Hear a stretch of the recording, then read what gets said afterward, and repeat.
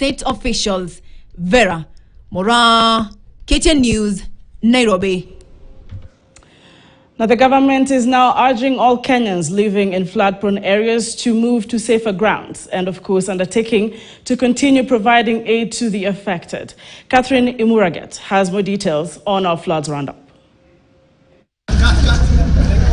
The Environment Cabinet Secretary Sipantuya says there is need to reconsider whether the climate financing framework can be implemented.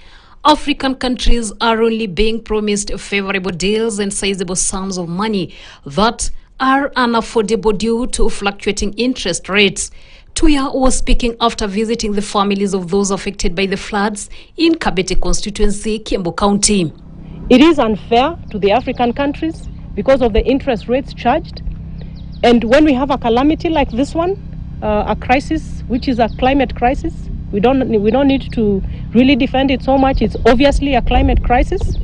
You cannot access the funding to alleviate the pain that...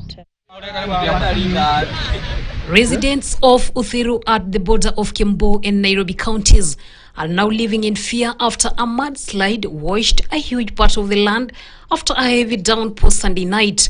The residents say they also experienced an earthquake at the wee hours of the Monday morning.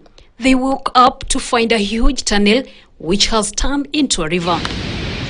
Now they are living in fear, saying that there is oozing water everywhere. While the situation of floods continue to be witnessed in various parts of the country, Nandi County has reported 3 cases of death of residents due to floods.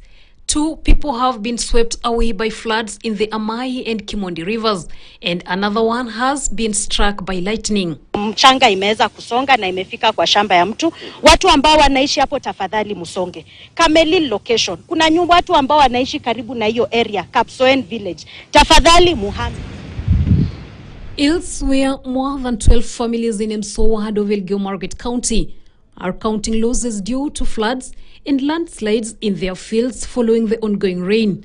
The residents are afraid that famine may set in next year because they have lost most of their crops in floodwaters. Like for today that we've had, the gentleman who has spoken here, you see his land, he has nothing. So definitely next year, people they will stay minus food. Finally, with the current change of weather patterns in the country, residents of Narok Town faced a scare of a nearby dam having broken its banks, prompting locals to run for their lives. This resulted in the early closure of businesses. The incident has caused fear within the town. Catherine Imuraget, KTN News, Nairobi.